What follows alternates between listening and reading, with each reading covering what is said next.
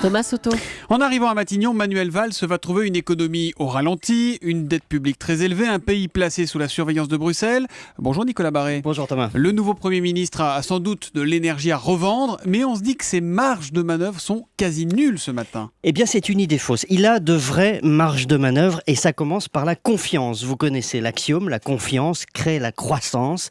Qui crée la confiance? Celle-ci avait disparu, le gouvernement de Jean-Marc Ayrault était au bout du rouleau, il a fini sur les rotules, les entreprises n'investissaient plus, il n'y avait plus de confiance. Parce que depuis 2 ans, il manquait 3 choses, un programme clair, de l'autorité pour l'imposer et du professionnalisme pour l'exécuter. Le pari de Hollande, c'est que Valls réunira les 3 qualités. Ouais, c'est un pari Nicolas, mais la confiance, pas plus que la croissance, ça ne se décrète pas. Non, mais ça se fabrique et ça commence par un discours de politique générale qui fixe le cap, qui donne de la visibilité aux réformes, prévoit un rythme d'exécution rapide.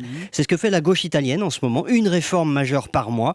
On crée un choc de confiance. Et pour ça, il faut que Manuel Valls fasse en quelque sorte de l'anti-Hollande, zéro ambiguïté, qu'il annonce la couleur. Oui, le plan d'économie de 50 milliards sera exécuté et ce n'est même qu'un début.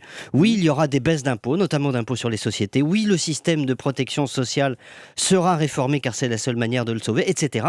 La confiance viendra de la clarté des objectifs fixés et de l'autorité dont il fera preuve pour les atteindre. Et de sa capacité à faire de l'anti-Hollande, parce que ça va pas être évident évidemment. Et Bruxelles dans tout ça Nicolas, la France est attendue au tournant sur les déficits et les chiffres publiés hier montrent une fois de plus qu'on est loin des clous. Oui, mais là encore on se trompe, ce qui compte plus que le niveau du déficit après la virgule, 3 ou 3 et quelques pourcents en 2015, c'est la crédibilité des réformes pour que la France redevienne compétitive. C'est d'abord ça que demandent Bruxelles et les investisseurs qui financent notre pays. Réforme du marché du travail, concurrence, compétitivité, libéralisation de l'économie, etc.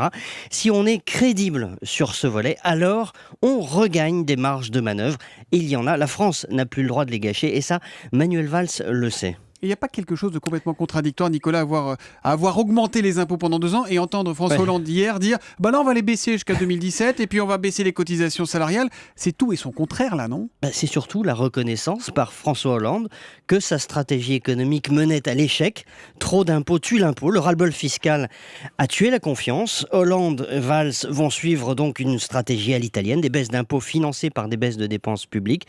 Et s'ils le font vraiment, alors oui, ce sera une vraie volte-face. Allez, page blanche, on repart à zéro. L'édito éco de Nicolas Barré, directeur de la rédaction des Échos, c'est tous les matins à 8h10 sur Europe 1. Demain, Nicolas.